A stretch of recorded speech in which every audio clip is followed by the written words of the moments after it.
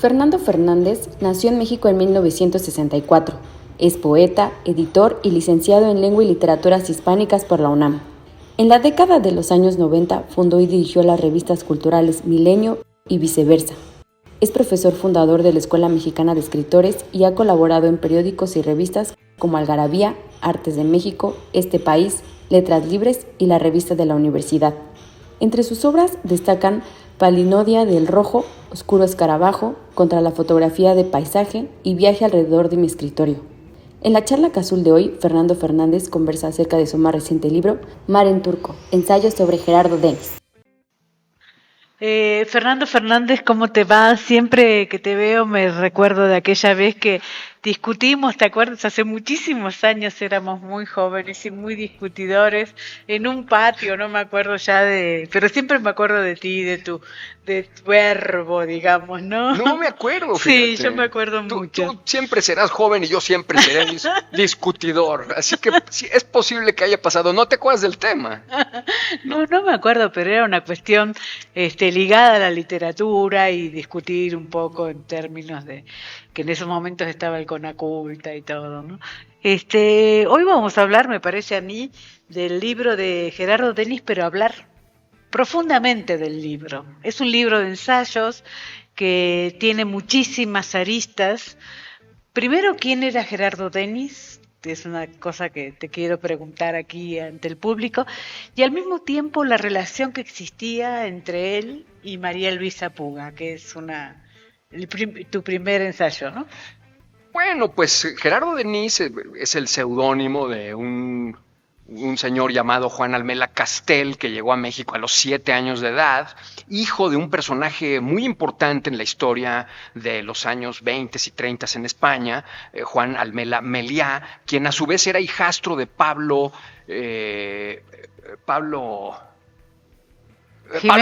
Pablo Iglesias, ahora, el fundador del socialismo. Así es, ¿no? El padre del socialismo español se llama Pablo Iglesias y él se casó ya mayor con la madre del padre de Juan Almela. Es decir, él venía siendo una especie como de nietastro del fundador del socialismo español. Y el padre del futuro poeta llegó a México a los 60 años. El día que cumplió 60 años pisó la Ciudad de México. Y venía con el último de sus hijos, llamado Juan Almela Castel. Y él fue, con los años heredó ciertos oficios paternos, entre otros la corrección de galeras y el trabajo editorial en las editoriales mexicanas, trabajo al que finalmente se dedicó cuando fracasaron sus intentos por estudiar química y trabajar incluso en un par de laboratorios gubernamentales. Y terminó recalando en el Fondo de Cultura Económica, siendo pues mayormente autodidacta, porque pues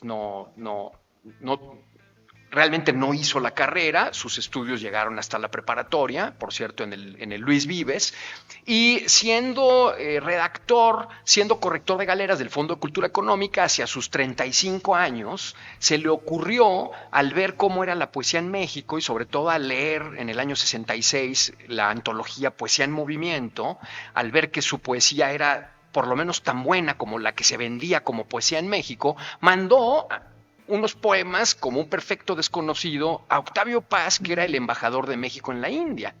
Y Octavio Paz, después de unas cuantas semanas de silencio, mandó a cambio una carta que reproduzco casi completa en mi libro, donde Paz le manifiesta una enorme sorpresa porque este gran poeta, extraordinariamente original, está en la sombra, no se ha conocido por nadie porque nunca ha publicado un libro. Entonces, te podría, por supuesto, contar paso a paso toda su vida. La cosa es que es un poeta que publicó tardíamente en el año 70 su primer libro y luego, con libros sucesivos, hasta su muerte en 2014, construyó una de las poesías más singulares, complejas, bellas de la literatura mexicana. Es uno de nuestros grandes poetas. Y conoció a María Luisa Puga, para responder la segunda parte de tu pregunta, como correctores ambos, como empleados ambos en la editorial Siglo XXI, donde Gerardo Denis trabajó entre 1975 y 1985, y La Puga lo encontró tan fascinante que le dedicó una novela. Una novela de María Luisa Puga tiene un personaje muy interesante, copiado, calcado de la realidad de Juan Almela, el poeta Gerardo Denis. Quien habla es Fernando Fernández. Bueno, podría presentarte mostrando tus múltiples premios y tus múltiples libros, pero para mí siempre fuiste como un intelectual que ha ido dando pasos, digamos, ¿no? Yo siempre seré joven, tú siempre serás erudito, francamente, ¿no? Y lo primero que quería preguntarte, más allá de Gerardo Denis, era precisamente tu ligazón con la poesía, digamos, porque primero trabajaste sobre Ramón López Velarde y ahora con Gerardo Denis, marcando, creo yo, un interés muy crucial con el tema poético, ¿no? Sí, bueno, desde muy joven me ha interesado la poesía.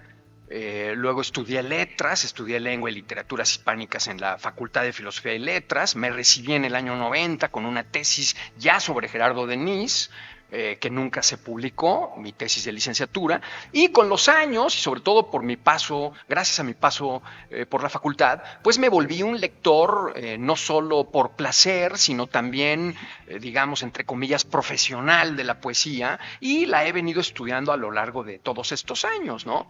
También has hecho poesía, ¿no? Me gusta pensar que al haberme dedicado a López Velarde y a Gerardo Denis, en cierto sentido he trabajado pensando en Denis en un poeta excéntrico, en un poeta de la periferia, en un poeta lejano al canon, en cierto modo, pero al mismo tiempo, al estudiar a López Velarde, he estudiado al más central de los poetas mexicanos, ¿no? Entonces me gusta pensar que he trabajado patria, ¿no? A un poeta central y a un poeta periférico, y entre esos dos polos se ha movido mi interés por la poesía. ¿Has hecho poesía también? Sí, he publicado 4 o 5 libritos en 40 años, es un placer secreto que tengo, que mantengo. Todo es secreto en la poesía, ¿no? Así es, todo circula prácticamente en silencio. Es cierto. Bueno, vamos a hablar de esta poesía singular la que tú hablas con respecto a Gerardo Denis. Es un autor autodidacta, no ha estudiado, y su poesía, sin embargo, tiene, sobre todo antes de ese libro, Los Picos, ¿cómo se llama? ¿Picos pardos? Que tú marcas ahí como una valla ahí entre su obra y ese libro, tiene muchísimas referencias intelectuales, digamos, ¿no? Y pareciera ser, a mí me pasa mucho esto con Roberto Bolaño, los autodidactas terminan siendo los que nos llevan a estudiar y a estudiar y a estudiar, ¿no? Pareciera ser que rinden como una deuda, como algo que les pasa con respecto a la falta de estudios, ¿no?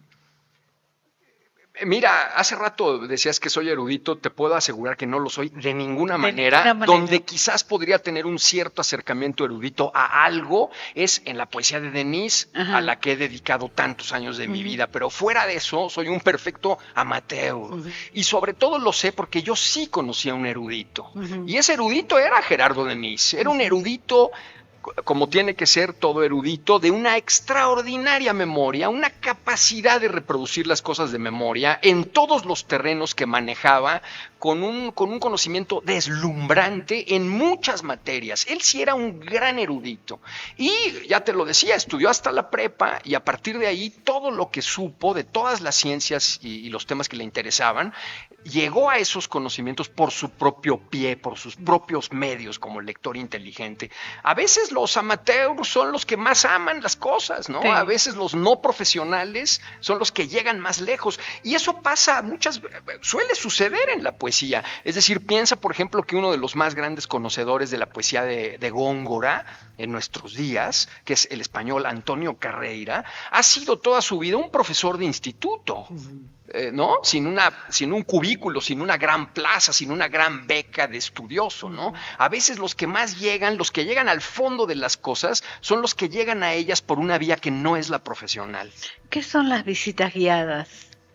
Bueno, como su poesía da cuenta de una muy, muy apretada referencialidad que siempre está fuera de los ojos de quien lee, es decir, todas sus citas de geografía, de química, de biología, de historia, de música, muchas veces palabras en otras lenguas, como todo eso, un lector de a pie que somos frente a él prácticamente todos, como toda esa información se nos escapa y no podemos entender hasta el fondo lo que dice, él desde el principio, sobre todo picado por aquellos que decían que eso no tiene sentido, es surrealismo, no lleva nada, es caprichoso, desde el principio eso le picó, digamos, la cresta, y desde el principio, sobre todo a quien se lo pidió, ofreció lo que él llamaba primero textos pertinentes, ¿no? Y luego bautizó con la feliz frase de visitas guiadas. Son listas, decía él, de ingredientes de lo que contenían sus poemas, de tal manera que si uno lee esas listas al lado del poema, no te diré que sí, en cierto sentido lo lee con otra plenitud, ¿no? Lo lee... Vaya, dudo al decirlo de esta manera porque no creo que sea absolutamente necesario saber todo eso para disfrutar esa poesía. Yo traté de demostrarlo en el prólogo de este libro, ¿no? Con un poema que se llama Brugère, ¿no? Que tiene hasta 8 o 9 referencias en sus 8 o 10 versos. Y el poema es igual de bello si sabemos todo lo que quiere decir, si conocemos todas las referencias o si no sabemos ninguna. Sí, es cierto, pero además casi toda la poesía es un poco así también, ¿no? Yo creo que en el fondo eso es la poesía en muy diversos grados de complejidad, estoy de acuerdo. Yo me acuerdo, por ejemplo, de un poema maravilloso bueno, no me acuerdo el poema, pero de Raúl González Tuñón, uno de mis poetas preferidos de Argentina, que decía, la frase que decía, toma café Susana. ¿No? Y bueno, Susana era un amante de él y no la conocemos y ya no sabemos quién es, digamos, pero el poema es tan bonito, tan genial, que no necesitamos saber quién era Susana finalmente o meternos en eso, ¿no? Estoy de acuerdo contigo. En cierto grado, la poesía que en realidad...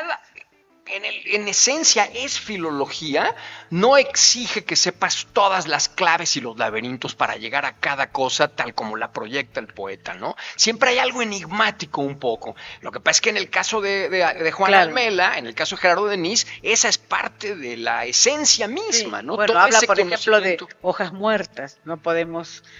O sea, si conocemos la melodía Hojas Muertas, por supuesto que le agregamos gran parte de sentido, ¿no? En ese Brugère.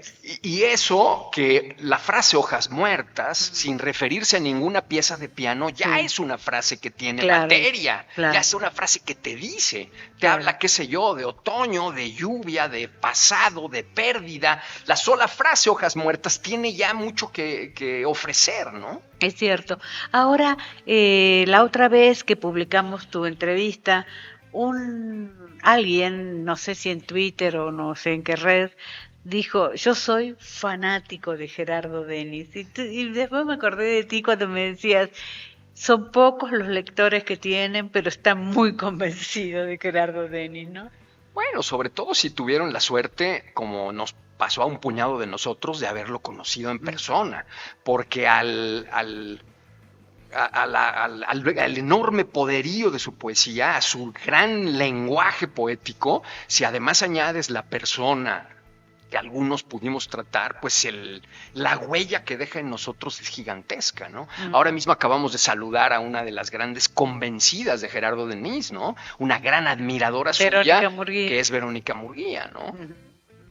Es cierto, provoca eso, ¿no? Y claro, no siempre, porque la entrada es difícil, ¿no? Para llegar a su obra, para complacerse en ella, hay que atravesar una prueba, ¿no? Pero bueno, el gran arte siempre es difícil, ¿no?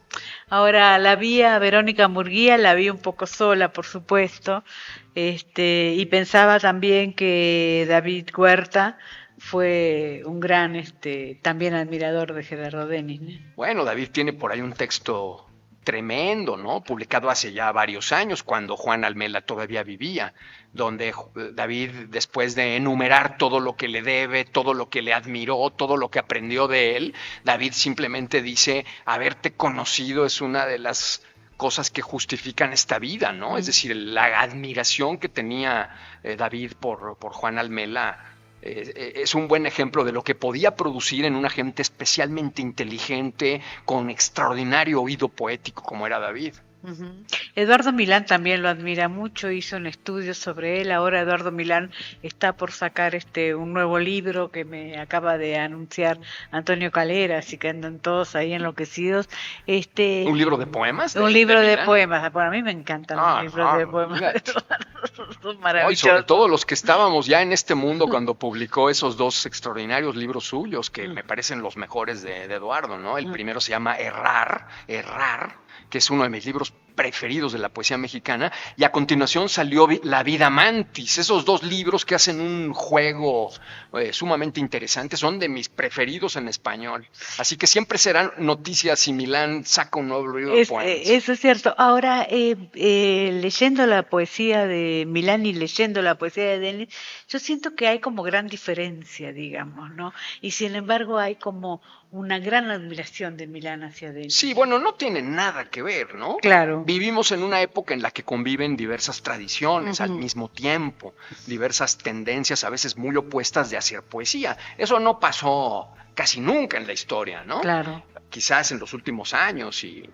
Lo que pasa es que Milán, además de ser un gran poeta, es un extraordinario crítico que además vino a México, vino a abrir muchas puertas y ventanas a la crítica mexicana. Y trajo una herramienta crítica que no estaba en uso en México. Y justo por esos años, cuando él mantenía su columna de poesía en la revista que dirigía Octavio Paz, en la revista Vuelta, Milán descubrió a Gerardo Denis y le dedicó 10 artículos yo creo que en 5 años, que te da cuenta de la fiebre que prendió en Eduardo Milán frente a un poeta como este, ¿no? Uno de los capítulos de mi libro es un análisis de todo lo que escribió, contado en orden cronológico, Eduardo Milán sobre Gerardo Denis conforme iban apareciendo sus libros. Sí, por eso lo menciono.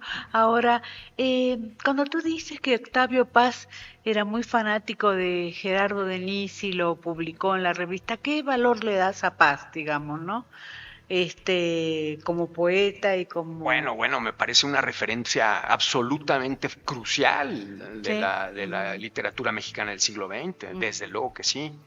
Es posible que después Paz a lo mejor se haya divorciado un poco del gusto de la poesía de Gerardo Denis, como le pasó a Denis. ¿No?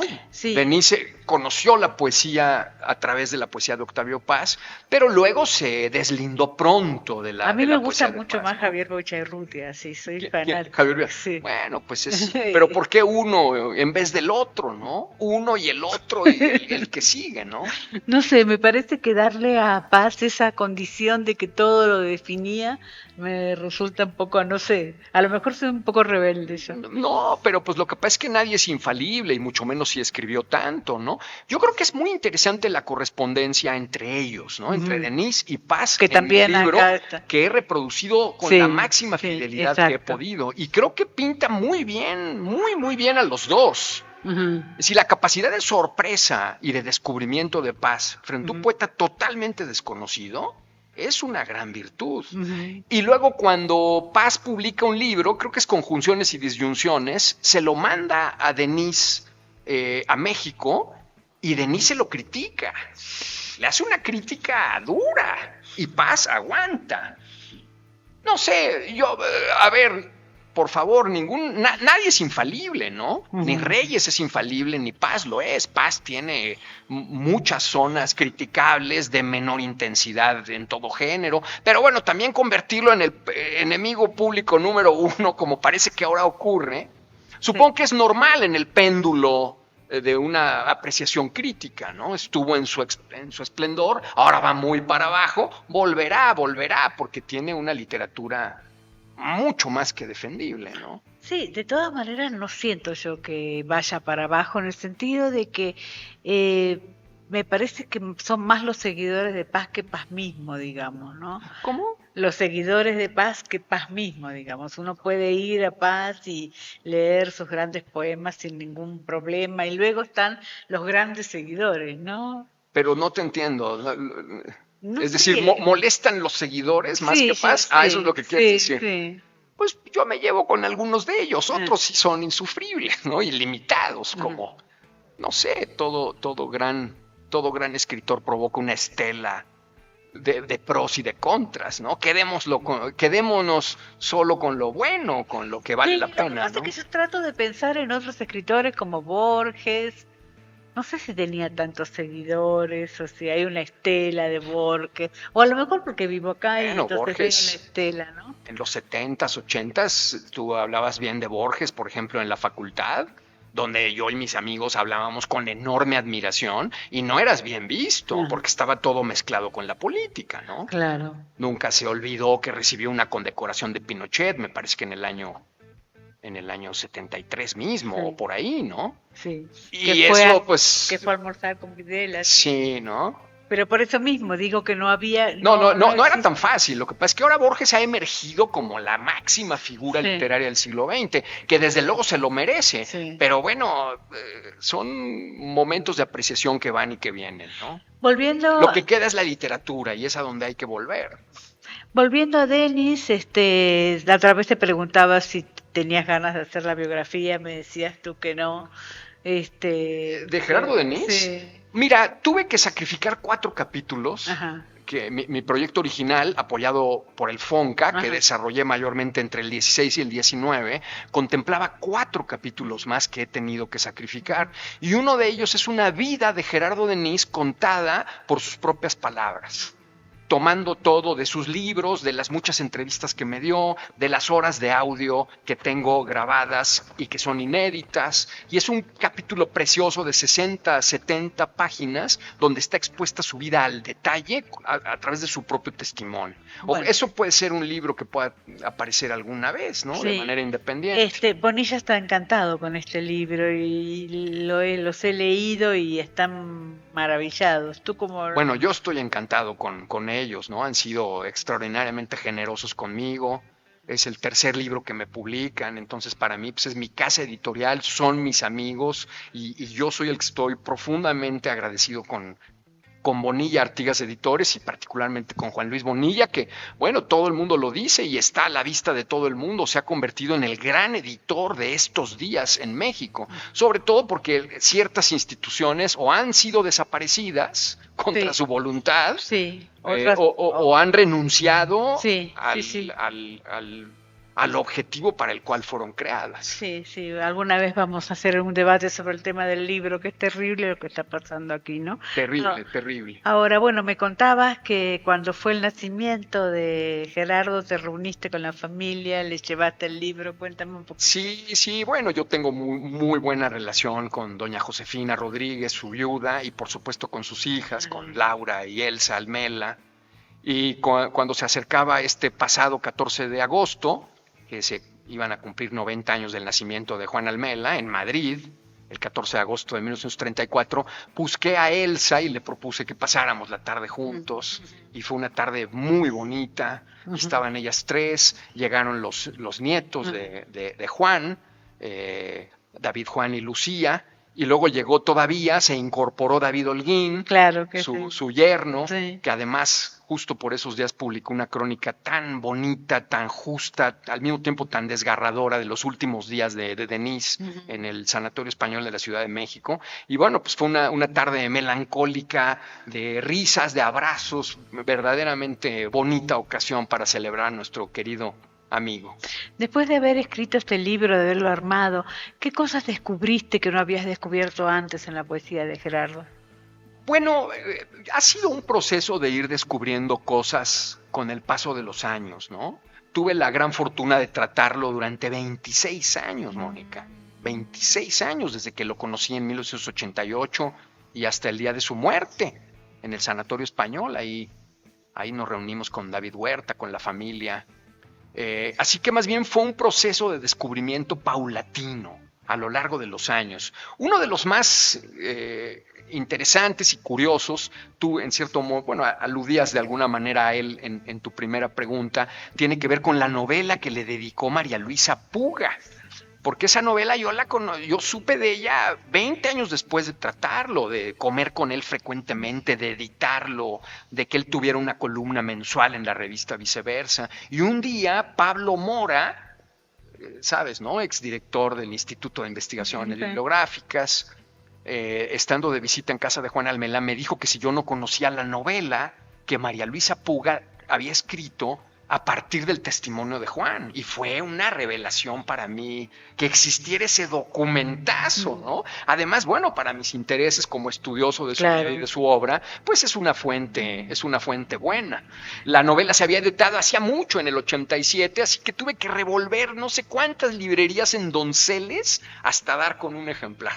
Felizmente la UNAM ahora está recuperando esas escritoras que fueron tan valiosas y que se murieron en secreto prácticamente. Bueno, Mónica, yo cuando descubro la novela de La Puga me pongo a investigar quién fue, qué escribió, cuál es su valoración crítica. No sabes lo que encontré. Bueno, ahí lo cuento, un silencio, un desdén, una arrogancia contra ella, y al menos por la novela suya que conozco, era una escritora padrísima. A mí esa novela me encanta. No conozco la otra que es célebre, la que ocurre en Kenia, que se llama Las posibilidades del odio, pero creo que es una gran novela. Todavía el otro día la elogió delante de mí mi amigo Antonio Saborit. Sí, tiene además un texto relacionado con el dolor, que es un texto clásico y un texto tremendo con respecto precisamente a eso que sufrimos cuando sufrimos una enfermedad, esta cosa del dolor como si el dolor fuera algo ajeno y al mismo tiempo se instala en nuestro cuerpo. Es una cosa increíble, ¿no? Hay una chica en Zacatecas que le ha dedicado un libro que se llama Junturas, porque compró precisamente la casa donde ella había vivido ahí en Michoacán. Y nada. Yo creo que yo entrevisté a esa chica en mi programa de radio. ¿Yola Alonso? Sí. Creo que sí. Además, yo sé que están los diarios de María Luisa Puga, y yo te apuesto que es una joya. Bueno, los diarios han sido vendidos a la Universidad de Texas, porque me dijo, estuve con Yol la semana pasada, ella presentó mi libro en Zacatecas, y entonces me dice, no, la hermana me dijo que los donó a la Universidad de Texas. Digo, no los donó. Los vendió, pero bueno, los vendió seguramente son consultables, ¿no? Ya sí dije, forman parte exacto, es lo que digo, ahora ya son consultables para todo el mundo, ¿no? A mí me interesarían mucho, sí, por la escritora que conocí a partir de este encuentro, pero también para saber qué dice de Juan Almela, ya en el terreno del diario, ¿no?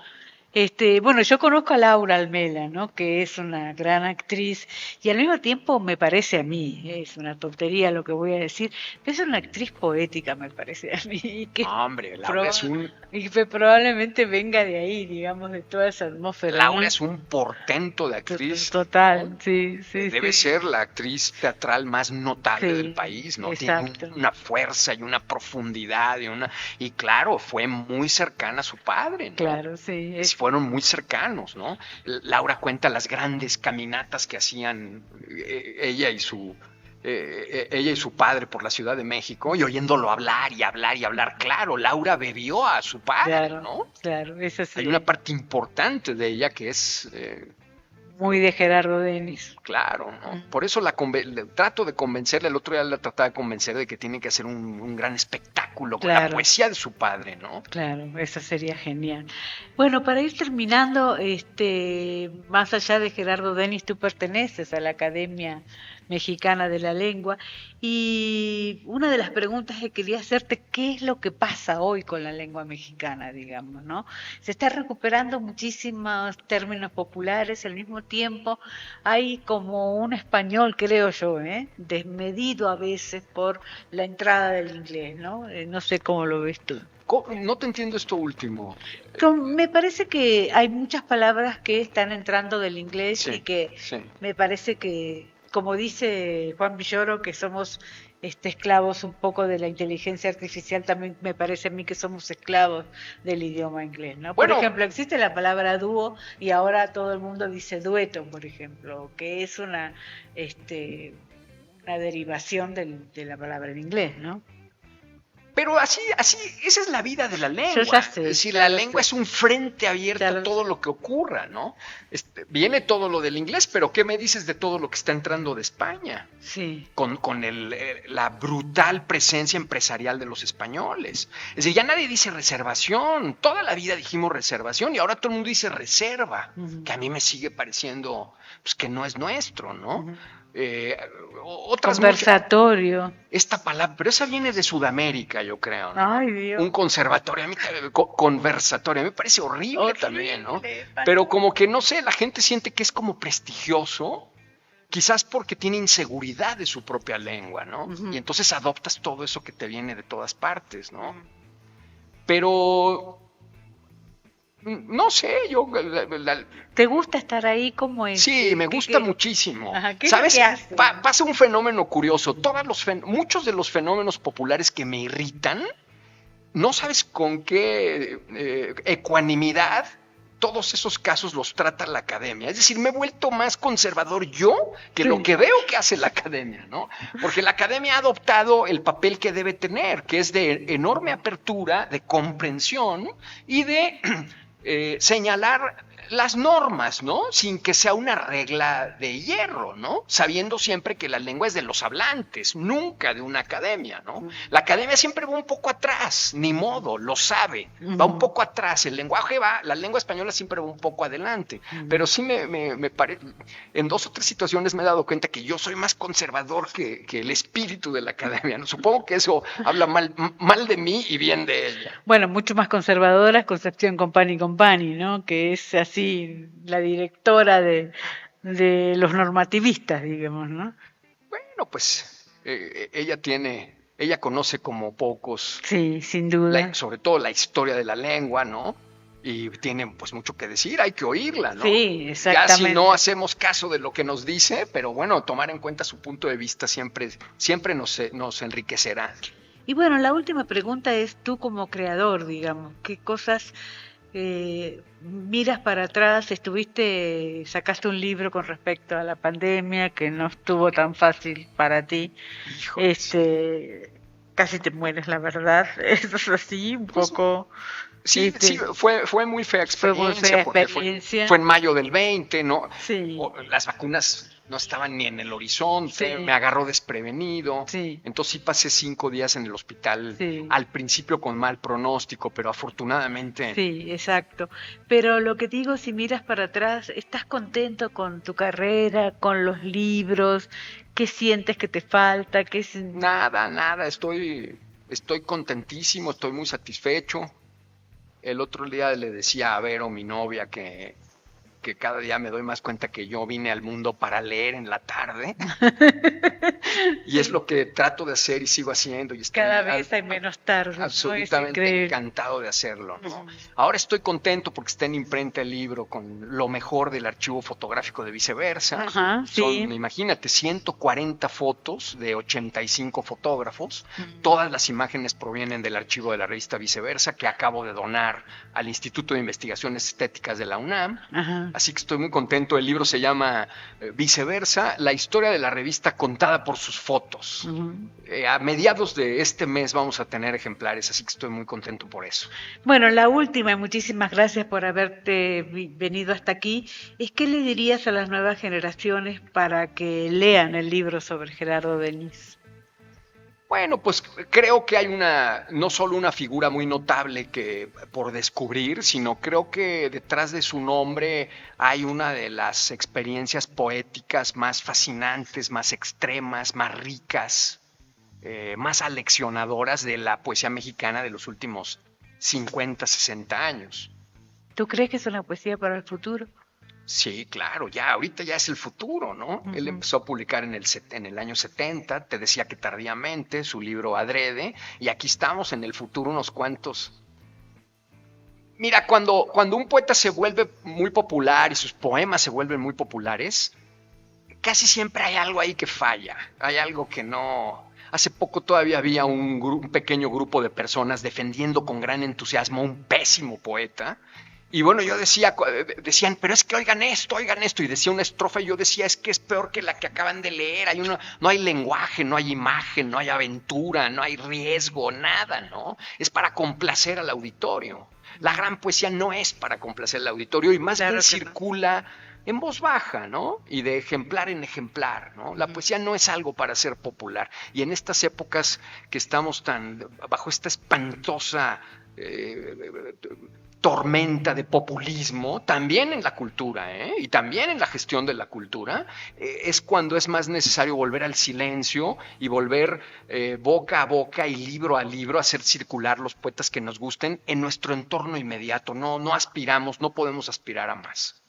Fernando Fernández, muchas gracias. Un placer siempre hablar contigo, querida Mónica. Gracias de verdad.